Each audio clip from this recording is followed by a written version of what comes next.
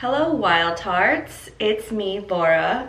So I'm trying something new today, which I've never done before, but I've been meaning to do, is to record this episode while I am also recording video so that I can upload these learnings, these episodes on my YouTube channel, which I'm trying to spruce up.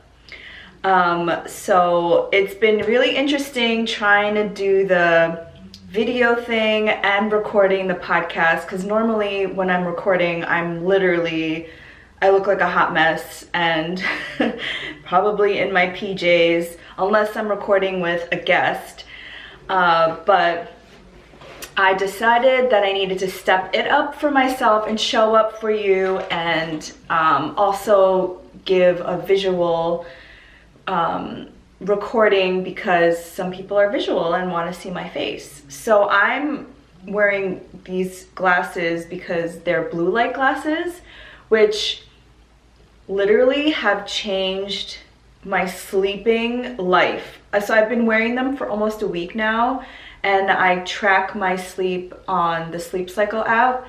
And I know this because before I wore the blue light blocking glasses, I tracked my sleep without them, and I've just been going into the deepest sleeps. I've also been doing other things. I've really become serious about my sleep, which I'll share with you later. Just like really into this biohacking all of a sudden. Been listening to Bulletproof Radio with Dave Asprey. He's the guy that created Bulletproof Coffee, which I've been drinking the last year.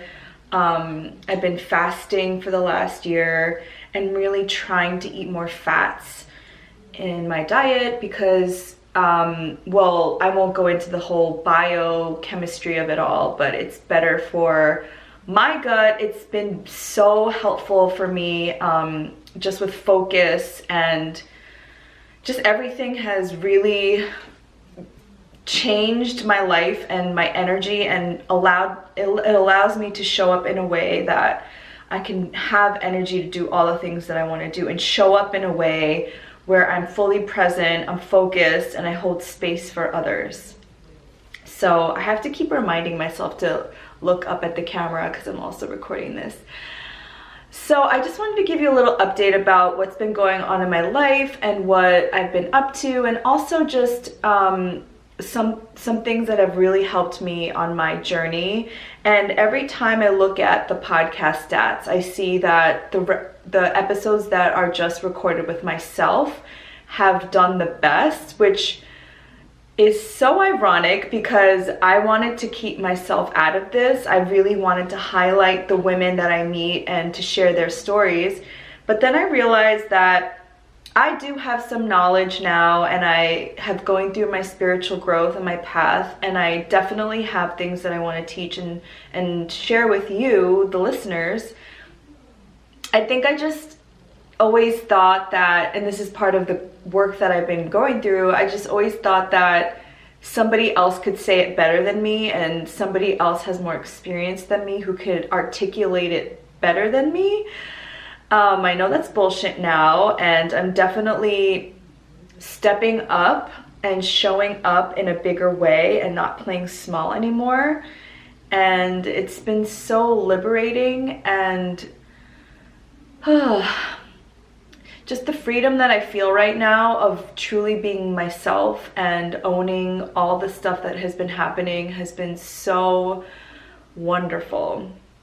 So I wanted to read you this card that I keep pulling throughout the last couple months, and I just thought it was so indicative of why I have to share. So do you guys know this?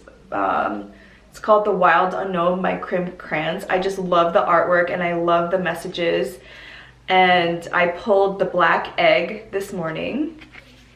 So it looks like this.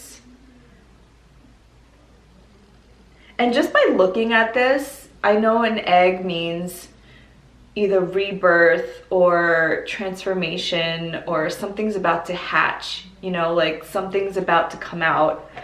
But I've gotten this card before, so I was like, you again. So it says, speaking from an authentic voice, the truth. The black egg contains one of life's essential treasures, the truth. Inside of it resides no confusion, excuses, small talk, noise, or lies, not even white ones. This living and breathing vessel harbors only that which rings true. When this essence is in balance, we speak slowly and clearly. We are drawn to activities like writing, reading, teaching, singing, or perhaps public speaking. Sounds draw us in. Books draw us in. The concept of truth itself draws us in. We start asking questions like, what do I know to be true about myself? And what is true about the world? When the energy of the black egg is not yet accessed, we speak from an unsure place. We say things others want to hear, gossip, or repeat stories to justify our subpar behavior. We might even try to convince ourselves that we have no inner truth at all. The energy of the black egg hovers and waits for us to reconnect. It is available at every moment in every situation. It's the epicenter of truth, the birthplace of our voice. The black egg and the fifth chakra. The subtle essence of this card resides at the base of the throat, at the Vishuddhi chakra. The ancient sages saw the center as the hub that governs our speech and expression. Vishuddha translates as especially pure. The balance of this center is important for all of us, but is especially essential for writers, editors, musicians, and teachers. So I started getting this card last year, right around the time I graduated from Kundalini Yoga teacher training. And definitely for women especially, our throat chakras are usually closed up because we don't usually share how we really feel or think. Just because I'm a New Yorker and I'm outspoken, it doesn't mean that I share exactly how I'm feeling. And I've done a really, really good job of hiding my feelings for a really long time. But I think what that did was a disservice to myself because I kept all of those emotions hidden and kind of like buried inside myself, which I'm now digging through all of that and trying to find my truth and trying to realize what is actually my truth and what is the truth that was bestowed upon me. What do I believe in? What stories are true? What stories were bestowed upon me? And also just being able to communicate my feelings. Like I've never really been able to do that. And looking back at my relationships, I think the part of, even with my friendships with women, the part of the downfall of where I take full responsibility is not being able to fully communicate how I was feeling at the time. I either brushed it aside or I said, everything's fine, everything's good, when in fact things were not good.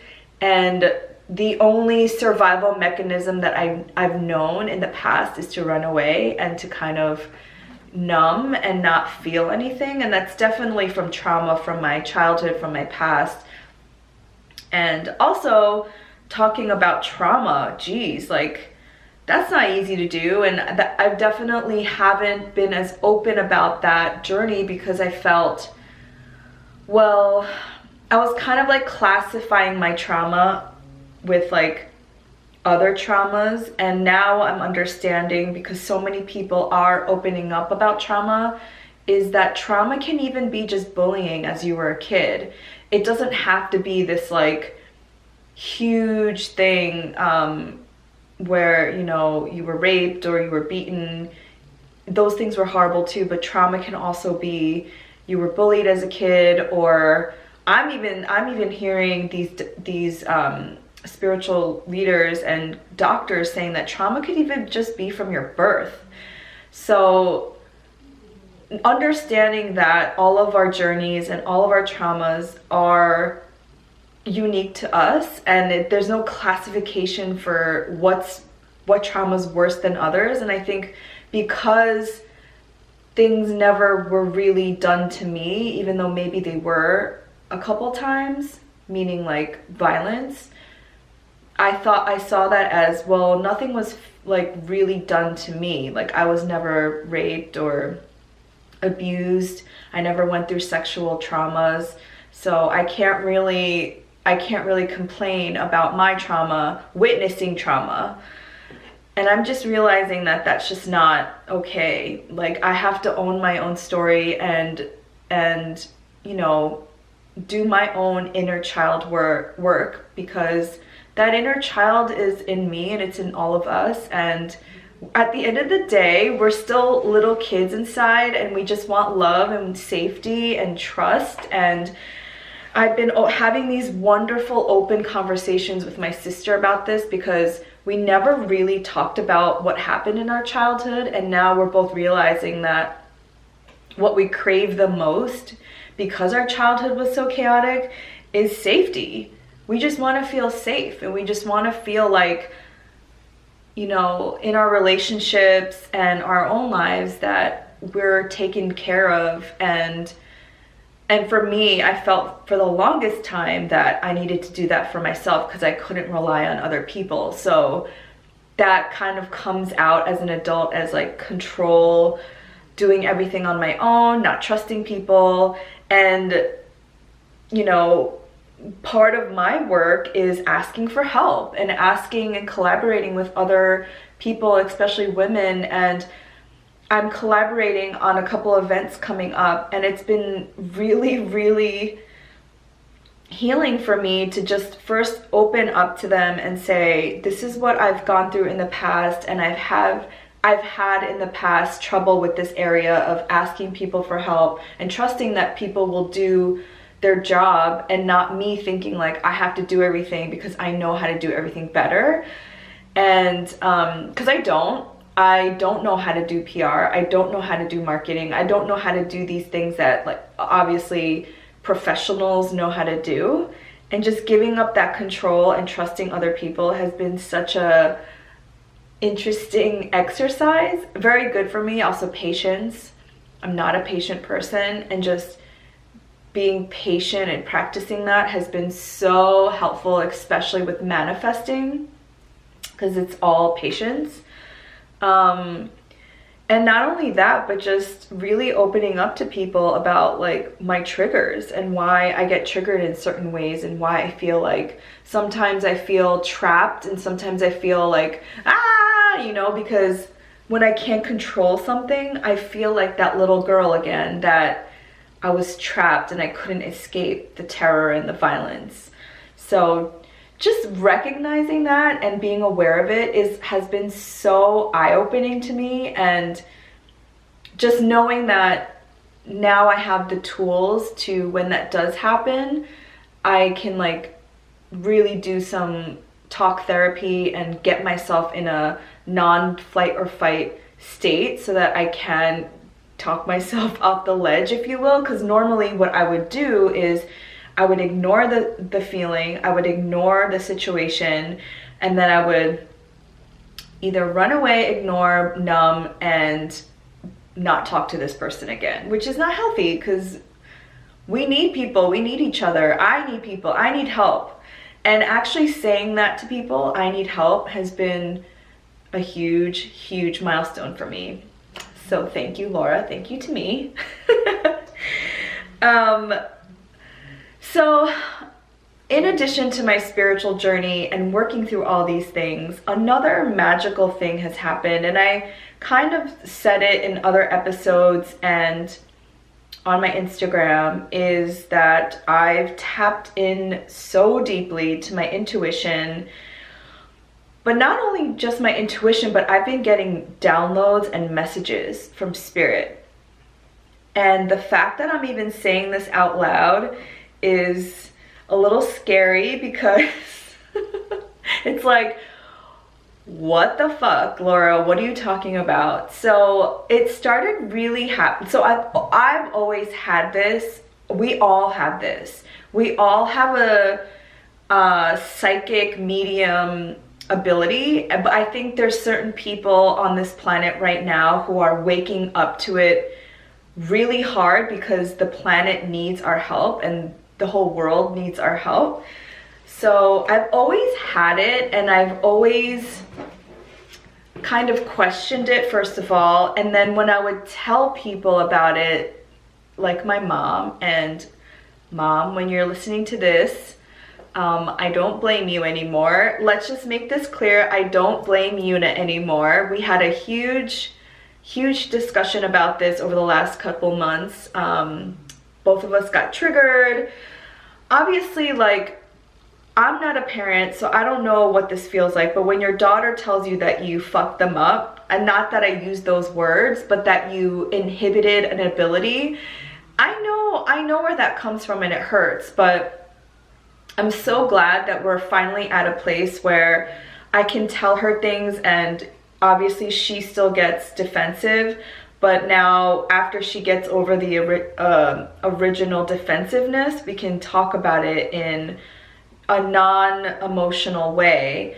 And so these, I guess, abilities started coming back when I started doing my Reiki, like, a lot, because I was tapping into source. I was tapping into my intuition. I was tapping into this energy source that I tap into when I channel Reiki. And this happened really, like, a lot in July, and that's why I decided to take a little break. I decided to, you know, not like push in my business, and just like take a little break, try to like figure out what's happening. And I went on a Kundalini yoga retreat, and then right after that I went to get my Reiki masters. And I think the reason why I wanted to get my Reiki masters was to really tune into this Reiki and see if it was the Reiki or something else. And I think what it showed me was that I'm able to tap into it very quickly with Reiki, because I'm channeling like that source energy, and it just was like full force. And then I would get these messages, like these downloads of like what to say to people during their Reiki session, and call it like spirit guides or angels, but it always was a piece of information that that person needed to hear at the time. And at first I would hear these things, these messages, and I wouldn't tell the other person because I thought they were in my head. And then secondly, I would put my own ego into it and say, that's ridiculous, like why would I actually say that, right? But then I just trusted, and I would just tell them, and then it would make complete sense to them, but obviously not to me, because it's not my message to give to them. It's like source giving me the messages to relay to them. I'm just like the clear and neutral conduit to relay the message. Excuse me, I just had to take a sip of tea. And so when I took myself out of the equation and I started giving these messages, and sometimes these messages would be so fucking random, like an image in my mind, or a word, or a feeling that I got. So then I learned about like the clairs, like clairsentient, clairaudient, clair cognizant. So there's like different clairs. And like, for example, there was this one woman, I'm not going to mention names because I don't talk about my patients, but this one woman that I did Reiki on, I just felt a lot of heat around her belly, and I just kept hearing baby, baby, and like sad. I just felt sadness. And then I intuitively said to the woman, there's something with like baby, and you have to like do forgiveness, or like maybe you wanted a baby, or maybe you lost a baby, but in order for you to like move on, you have to like forgive yourself. And I didn't understand what that meant. I just relayed the message, and this woman started hysterically crying because obviously it meant something to her. And she told me afterwards that she had an abortion, and she felt really guilty about it, and it was like that energy of guilt was preventing her from moving on. Things like that was like happening all the time, and I'm like, holy shit, like what is this? And then I was questioning, you know, and then I was telling my mom about it, and I was telling my friends about it, and my mom was like, you're not special because everyone has that. And in hindsight, she's right. Like, I'm not special. We all have this ability. So like the spiritual ego, like I have this ability and you don't, it's totally 100% valid. But then hearing that I wasn't special and that I couldn't tap into something, it just kept like playing in my subconscious mind, and I kept doubting myself. And then at some point I was just like, fuck that, like I'm just gonna explore this and see where it takes me. So I started intuitively doing these practices every morning where I literally go into this like portal. I don't even know exactly where I am in the time-space continuum, but I'm literally like, I visualize being on a beach. I could feel the sand between my toes. The sun is setting. It's almost like the same image that I had when I was in India in Goa on the beach, when I was getting those downloads for my Dream Life Project course. And I'm on this beach, and a white light is like coming through my head over in my entire body, and that's how spirit starts communicating with me, and they give me messages. They tell me, sometimes they tell me like what to do next, or they give me a feeling knowing that they're close by. I've channeled my grandma, like I've seen her. She's given me messages to tell my mom. I've met my own spirit guides. So we each have a team of spirits around us, but we have one main spirit, and I met her, and her name is Erin, and I've seen her in person before, and I knew it was somebody in my team, but I didn't know she was like my main guide. And then this happened 2 years ago when I was in Chicago visiting my best friend, and in the middle of the night I woke up and I saw a woman with long hair and a long gray dress, and I was like, okay, she's a ghost. And I thought the ghost was actually their ghost, like in their home, but now I'm realizing that that was just my spirit guide. And then when I was in India last year, one of my classmates can see spirit guides, and he said there's a spirit guide with you. She's a woman, she has long hair, and she's wearing a long dress. So I recently met her, and she is a sister from a past life, and every time I can feel this like, it's such an interesting feeling because I feel warmth like around my chest and my like torso, but then my hands are always cold, and she always sends this like, oh, I'm gonna get emotional just like talking about it. She sends this loving energy that is so powerful. It's like, I can only imagine this feeling being what a mother or father feels for their child. It's this overpowering energy of love that I'm being guided, and that we are all guided. We all have this team of people, guides, spirits, and angels watching over us. And every time I do Reiki on somebody, that's the energy that I'm channeling. And sometimes like past loved ones do come through. Sometimes it's angels, sometimes it's just guides, but they always want the person to know like pretty much like two things. Don't worry, because we worry too much, and say what you need to say. Like, don't hold anything back. Like, be open and ask for what you want and ask for what you need, and be open and share. And like, and that is like my own advice I have to take. Reiki masters, I've spent countless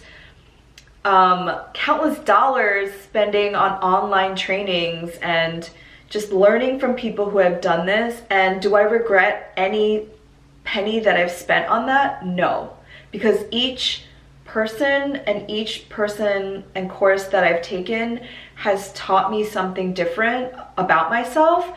And if they have spent their like last 10, 5, 2 years, or even 20 years learning about themselves and making themselves into the best person that they can be, isn't it worth my dollars to learn that instead of, you know, cranking away for 20 years? If they have something to teach me, I'm willing to pay for that knowledge.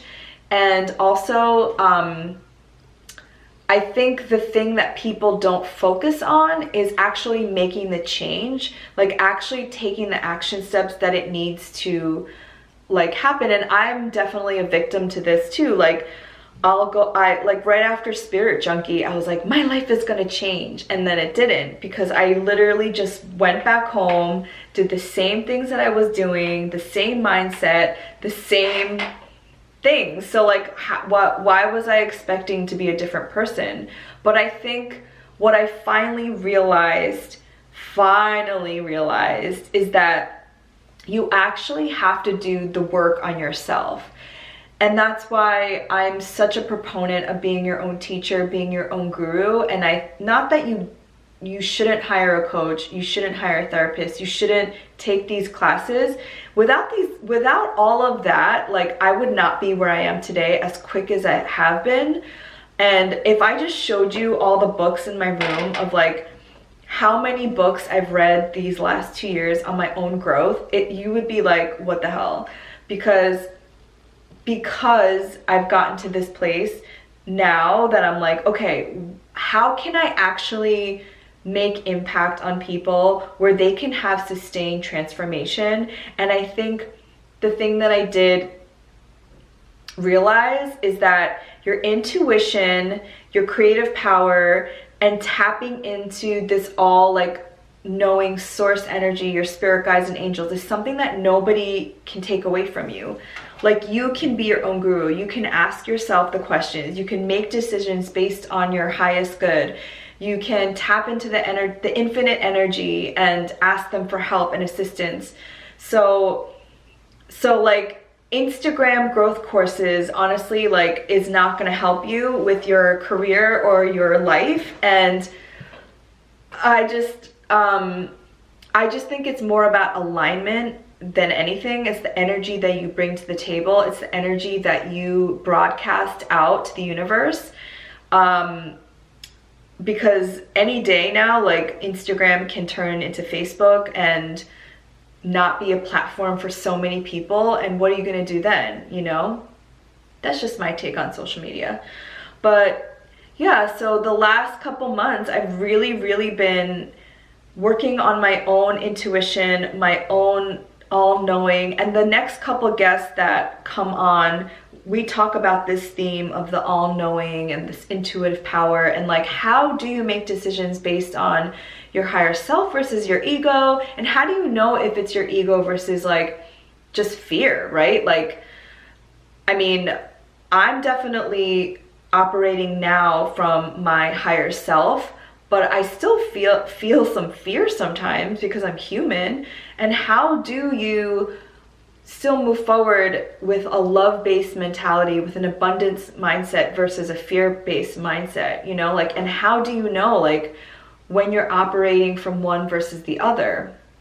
Because I honestly believe like the more I can help awaken and have people in alignment, then it's like a ripple effect. Then they will teach others how to do the same, because we're out of the Piscean age where it's about authority and we like listen to a priest or we listen to a guru. Like now we're in the Aquarian age where you are your own guru. And if you don't know what I'm talking about, Piscean age versus the Aquarian age, you can Google it. Yogi Bhajan from Kundalini Yoga talks about this a lot. We made this shift in 2012, and I don't know if you remember exactly what happened in 2012, but I know for me, I turned 30 that year, and that's the year that everything fucking broke open for me. I was like, something's wrong. I have the perfect life, and I still don't feel like I'm living in alignment, or I don't feel fulfilled at all. So remember back to 2012 and like where you were and where your mindset was, because that was when it shifted from the Piscean age to the Aquarian age. So I went to the Abraham Hicks event last weekend, no, 2 weekends ago now, in Connecticut. And I didn't share it on my social media, and I didn't really like broadcast it because I really wanted to see what it was like in person. And if none of you know what I'm speaking about, it's Esther Hicks, and she's this woman. She's like a 7-year-old woman, and she channels source energy, and the source energy is called Abraham. So the entire thing, it was 4 hours. She's channeling source energy, and people go up and ask questions, and she answers through Abraham. Esther comes out only like in the beginning and the end of the whole thing, and it's so fascinating. So I've been listening to Abraham Hicks like consistently for the last 2 years since I first found out about Abraham on YouTube. And also my first spiritual book was Ask and It Is Given, and I definitely have spoken about this book. And there's actually a very weird, funny, not weird, I'm choosing my vocabulary very precisely, magical moment with this book. So Ask and It Is Given, I was reading this in Australia actually in March of 2018, and I was on a trip with my 2 other friends from New York. They were living in Australia at the time, and I was reading this book and I had no idea what the fuck it was, you know, talking about, because I didn't quite understand channeling, and all I knew was The Secret and the law of attraction. So I was very interested in this book, like Ask and It Is Given, like what? That seems so amazing, that seems so easy. So I was very intrigued. And actually in Australia, in Byron Bay, was like one of my first like spiritual awakenings when I took acid. And don't worry, I told my mom about this, so she knows. And literally the message that came through was of oneness, that the stars, the plants, the animals, nature, each of us are connected. And that is what yoga is. Yoga is in Sanskrit unity, and we're all connected, we're all one. And I didn't really understand the message at the time because I was obviously like just in the beginning part of my spiritual journey. But now it's like literally, it's like everything. Like I just keep remembering that, like the oneness, and it's actually one of the 12 universal laws, the law of oneness. And I will speak about those laws in a different episode because they've literally mind blown changed my life. And I did write an Instagram post about this. So anyway, I come back from my trip from Australia, and I'm telling my girlfriend Jordan, and Jordan, aka the Blonde Vagabond, was the first guest on this podcast. I'm telling her about this book, and we're sitting at this cafe in New York City, and we're sitting by the window. And this is why I think Malibu is a very special place for me, because we said Malibu, and this guy like came up to the glass and like banged it like this, and I was like, ooh, Malibu is a sign. Malibu, there's something in Malibu. So then I was telling about this book and how, like, you know, I don't quite understand it, but it's pretty transformative. So we go to Barnes and Nobles, and there's like 5 minutes till it's closing. So I saw that as a sign that she had to buy this book. And we're like searching for it and searching for it. We can't find it. And I asked an employee, and she separately like found the section, because she's smart. She's like, it's probably near The Secret. And we both find the section, and we both find the book. And Barnes and Nobles now is like completely empty because they're closing in like 2 minutes. And we both like stand there holding the book, and out of nowhere this woman comes up to us, and she's like, and mind you, like we're not even like holding this book up, we're kind of like huddled in the corner, and she's like, that book changed my life, you have to buy it. And we both look at each other and we're like, how do you know what book we're holding? And she's like, Ask and It Is Given, right? And we're like, yeah. And then out of nowhere she like kind of turns away and disappears, and we're like, what the fuck? I don't know, the whole thing was very synchronistic and very cosmic. So then Jordan bought the book, and that was my first spiritual book, was this book. There's a lot of energy around it. So anyway, I go to this Abraham Hicks event with my mom, and my mom is just like starting to learn about this, even though she was the one that introduced me to The Secret like 10 years ago. And the main gist of what I got from this was, and I'm so glad I went to it now versus like a couple months ago, and again, another example of divine timing, is the biggest message that Abraham said was that we as humans worry too much, and that's blocking everything. Like, it's blocking our abundance. The fear and the doubt and the not trusting is basically blocking us of everything.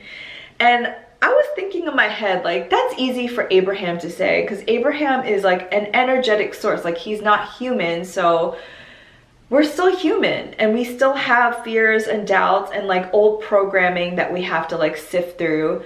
So this is why I feel called to send this message out, because I am a human. I'm still Laura Chung.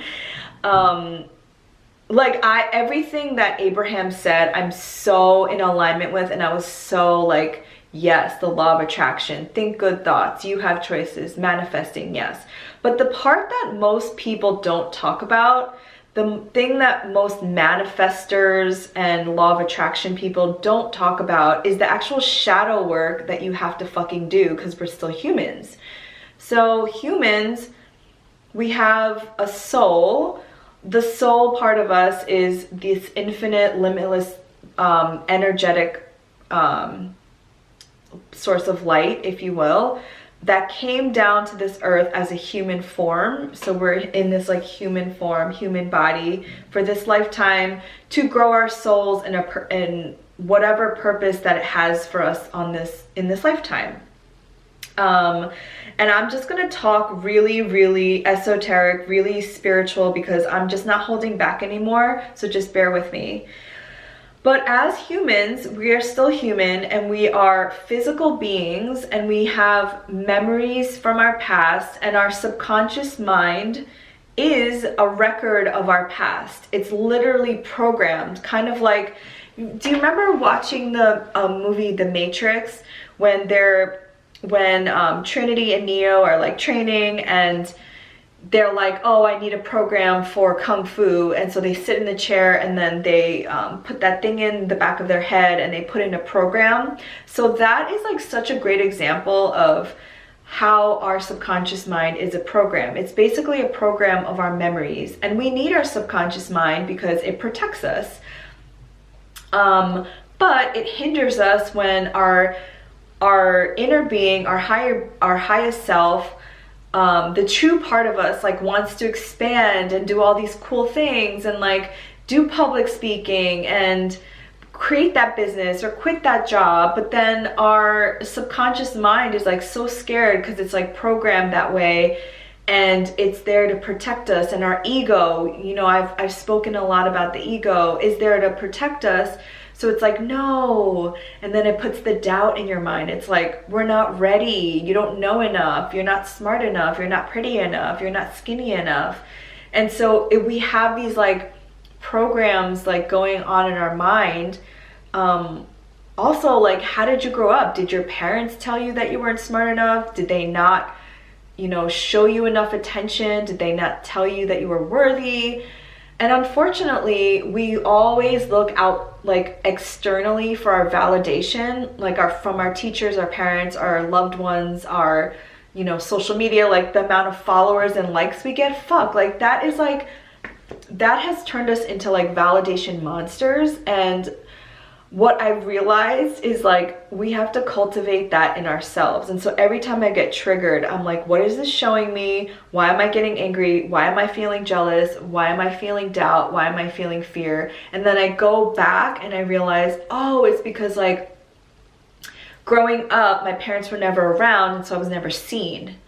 Growing up, nobody ever told me I was smart, so I don't think I'm smart. And I'm not blaming people, like I'm not blaming my parents. And even like when I brought this up to my mom, it really triggered her, because she was like, well, what was I supposed to do? I had to like make a living. And it wasn't, and I said to her, it's not to make you feel bad. I don't, obviously, like, I don't blame you.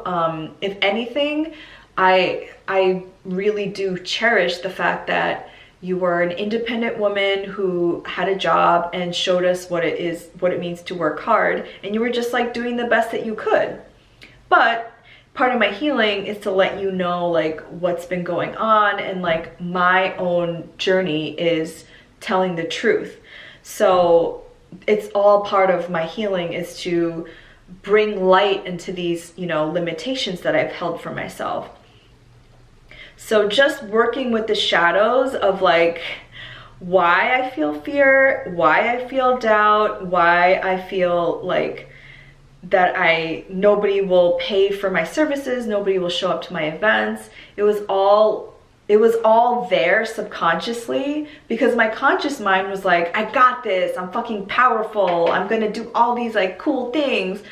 But I wasn't actually acting on some of them because I still had this subconscious programming that I still needed to work on, that I was working on, but I didn't realize was still there. And I think the fault of a lot of spiritual teachers and coaches and manifestation people on Instagram is like they always talk about the positive side of manifestation, like affirmations and spiritual practice and meditation, but then they don't talk about the actual like shitty work that you have to do, like the shadow work, facing your fears, facing your doubts. Why do I feel all these things? And then actually like shining light on them is like really fucking terrifying work. So that's what I've been doing the last couple months, is really being like, all right, it's on, like let's really go deep and let's see where these thoughts are coming from. And I had done that work, but I didn't realize that I needed to go even deeper. And then from that place, because now that you've shone the light on them, they're not actually that scary anymore. And then you could take inspired action from the place of like, I want to make impact. I want to help others. I want to share with others like this huge breakthrough that I just like discovered. And actually, one of our wild hearts, Nikki Clinch, who's coming up in a couple of weeks, she was the one who really like shook me up, and she said it in such a loving and supportive way. So after our interview, I was just like asking her for some advice, because I was at a point where, you know, I was kind of feeling like there's something blocking me. I feel stuck. I don't know what it is. And she said, you know, you're not showing up in a big way because you don't feel like you are being seen, or maybe you're scared, or maybe you have doubt about yourself. And she said the best way to see your worthiness is to look into your bank account. Your bank account and how much money is in there is a direct reflection of how worthy you feel of yourself. And I was like, fuck. That really shook me, because, you know, I was like, first of all, it wasn't the money amount that I was like shook about. It was just like, if I really, really feel worthy about myself and I'm feeling like $1 million babe, then there should be definitely more money in there. And I have to start charging people what I'm worth. And I also have to stop giving shit out for free. And every person goes through that, right? Every person goes through imposter syndrome. Every person trying something new goes through that period where they do have to do things for free to get their services out there, to be seen, to, you know, like practice and all that stuff. But there comes a time when you have to stop that and realize, like, what is your time worth? What is your energy worth? What is your knowledge worth? And the biggest thing that I had to realize was that people aren't paying for me to pay my bills. They're paying for my knowledge and what I've learned to change my life. Because not everybody will have like the time and the resources to go to a Tony Robbins event, or go to a Spirit Junkie event, or go to India to learn Kundalini yoga, or get their Reiki masters. But I can condense all of that knowledge for them in like a 6-week course or like a 2-hour workshop.